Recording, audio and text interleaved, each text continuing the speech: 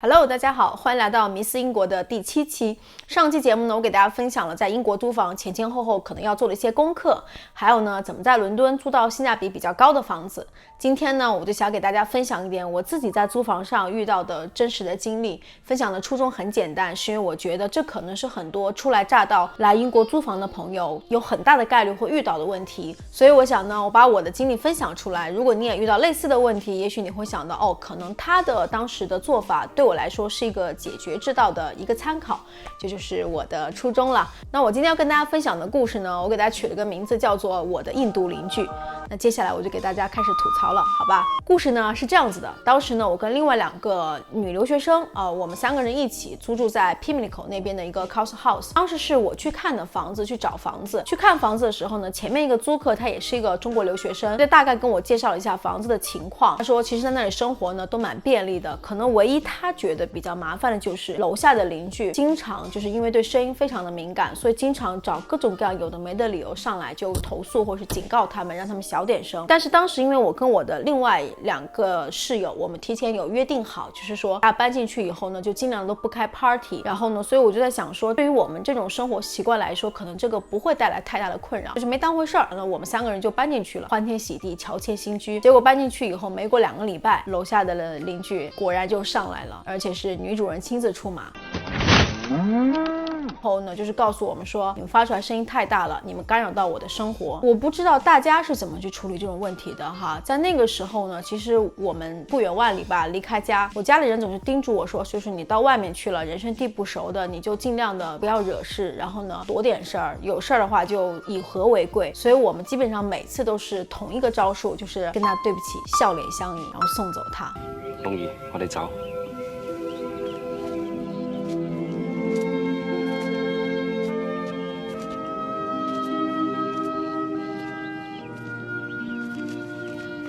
但是呢，最夸张最离谱的一次就是我能感觉得到这个过程当中他的态度是越来越过分的。最夸张的一次呢，是他上来You're doing it again. 投诉的理由是他在半夜3更听到我们穿着高跟鞋走来走去的声音，他觉得这个对他睡眠带来了极大的困扰。我跟我另外2个室友核实以后呢，我们确认我们没有做这件事情。但是在那个时候，我们一致选择的态度是什么呢？我们告诉了他我们没有做这个事情，但是如果我们有声音干扰到了你的生活，我们表示歉意。对，在那个时候我们依然还是选择了退步，基本上就形成了我们跟他之间的这样一个相处模式。然后呢，一直到发生了一件事情，让我们觉得有一点过分跟欺负人了。就是呢，我们住了差不多大半年以后，我们的洗手间的排水系统出了问题，他就上来跟我们反映说他们家的洗手间有点潮湿。我们就迅速联系了中介，中介联系了房东，然后很快就派了修理工过来。修理工来的那一天就进来去洗手间检查嘛，然后呢，我们还在跟修理工在交涉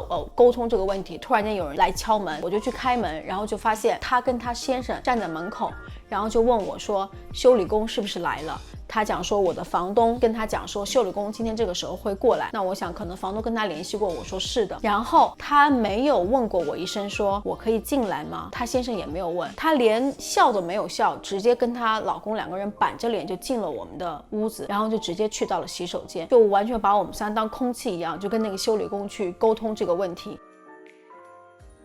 我先不说这是礼貌的问题，在英国的法律上这是违法的，即便是房东也不能在没有经过租客的同意下直接就进入到房子里面来，因为这会侵犯我们的隐私。但是你们知道我们一直以来对他的态度，所以我们就忍下来了。他就跟修理工去沟通的过程中，修理工就跟我们讲到说，这应该不是房子里面洗手间的排水问题，他怀疑可能是里面的管道。如果是这个问题的话，可能他就需要回去跟中介还有房东去反馈，那可能需要去联系更大的一个部门。但是他讲目前他看了一下，觉得问题不大，我们可以就是说正常的去用水。但你知道最搞笑的事情是什么吗？就是当修理工巴拉巴拉跟我们讲完这一通以后，这女的她问修理工说，那你大概几天之后会回来？修理工说差不多3天吧。然后他就转身跟我室友说，那在他修好之前请你们就不要用水了。那这是他对我们直接下的命令。 What? Bro, what are you talking about, man? 那我们3个人就想着，哎，3天嘛，3天就忍一忍。而且在那样的一个场合，你知道，就其实理论上应该是我们跟修理工直接对话的，关你什么事儿啊，对吧？他就直接下了一个命令，然后我们3就想着说，那就行吧，反正我们都知道这位姐姐比较难搞，我们就说好的，行。然后我们就面带微笑送走了这一对神仙夫妇。神仙夫妇呢就走了。龍兒，我哋走。也没跟我们说不好意思，我们打扰了你们，也没跟我们说给你们的生活带来了不便，没有。走了。紧接着呢，过了5天，这个修理工都还没有再来，所以我们就想说，那咱们得正常生活呀。我们就联系了房东，房东说，那你们就先用着吧，用水，我这边加快联系，最晚也就这1-2天就过去给你们修了，看看到底是什么问题，不一定是我们家屋子呢。后来我们说，那行吧，就用吧。这一用呢，事儿就大了。过了没到2天，那天我跟我的男朋友他来我这儿，我们在吃晚饭，我另外2个室友还不在家，吃的呢，突然之间就有人敲门，一看神仙夫妇呢站在门口，头顶上顶着一巨大的乌云，真的我感觉到有一种威慑的力量朝我袭来，开口第一句话就说，你们是不是用洗手间的水了？谁允许你用了？我当时真的是在那种力量之下，我就颤抖着声音说 yes。我这 yes 才刚出来，一下那边就炸开了，说你们没有经过允许，为什么你们要这样用？为什么你们要做这么没有责任心的行为？你们知不知道你们这样子巴拉巴拉巴拉巴拉巴拉就在那里讲，我一句话都没空说，真的我就插不进去。另外一个就我也不知道该怎么说，我不知道你们有没有这个印象哈？有些人说他遇到就跟别人吵架的时候英语就特别好，我就不是，我就跟别人吵架的时候呢，就这种情况下我就一个字儿憋不出来。然后呢，这个时候我男朋友呢听到这个声音就过来了，来了以后呢就问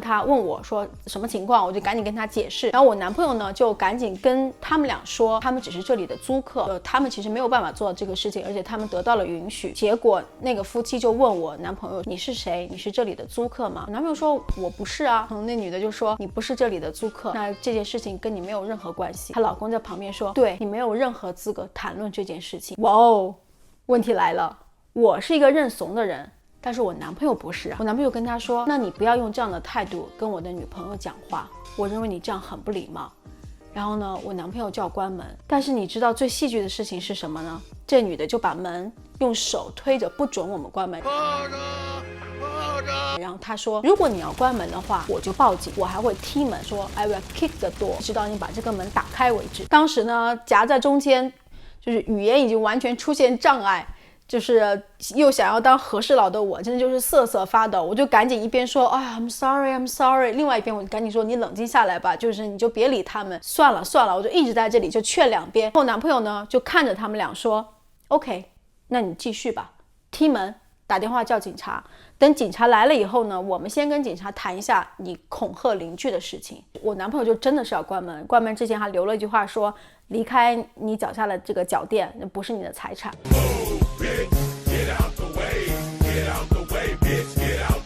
就在门快合上的那电光石闪的几秒钟之内，那夫妻那男的突然间说 calm down， 他说我们今天来这里呢是为了来沟通解决问题的，如果我们的态度有给你带来不愉快的话，请你们谅解一下。问题就是他讲完这句话以后，他老婆说对的，如果说你觉得不舒服的话，我们表示歉意。 What？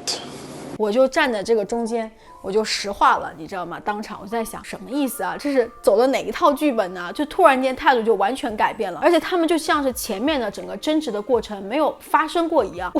我男朋友就说，那行吧，那咱们谈谈吧。然后就问他说，那你有没有联系这个你们的这个整个的 house 管理的这个部门呢？然后那边就是的，我们确实还没有联系。然后重点就开始转移到了关于这个老房子的维修的问题，还有怎么去联系这个当地的部门来管理的问题。然后你交那些 cost tax， 为什么他们不干活？完了就以非常愉快的友善的这个氛围当中结束了这场对话。他们俩就走了，我就再一次送走了这对神仙夫妇。龍兒，我哋走。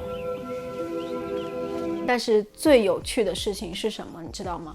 从那以后，这对夫妻再也没有上来找过我们，不管是因为他所说的噪音的问题，还是因为别的原因，再也没有来过。OK， 朋友们，这是我在英国的生活当中，我第一次学习到4个字，叫做不要认怂。就是当别人开始一步向你发起进攻，你秉持着一个大事化小、小事化了的态度，但是根本没有办法解决这个问题的时候，你就要学会奋起反抗。你是时候跟别人划定一个你所谓的底线在哪里。但是我今天回想起来呢，这件事情情它还有更妥当的做法。如果大家以后还遇到这样的问题的时候呢，就是你要学会奋起反抗，维护你的权益，但是你尽量要避免和这些当事人产生面对面私底下的沟通。其实我觉得这是一个很大的文化差异上的问题，就是我们中国的文化里面总是觉得你发生了任何事情，你不要随便的去叫警察呀，或者是叫其他的第三方介入啊。当然在这边，比方说像我跟这个邻居发生的问题，我应该第一时间我就应该写信给中介或者是房东，或者直接跟他说你已经干涉到我的生活了，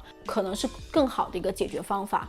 因为私底下跟他解决，不是所有的事情讲道理都能讲得通的。那比方说像我最近发生的一件事情，就是我邻居半夜的时候1、2点了还在开 party， 但是呢我老公他第二天要工作，就是前面提到的那个男朋友现在已经升级了哈。我第一反应就是老子要起来敲他的门，跟他说这都几点了，你怎么还这样做，你有没有公德心啊？这是我第一反应。真的，我躺在床上，我觉得我就像是一个充满了气的要爆炸的一个 NPC 一样，要开始去执行我的任务。 This is Sparta!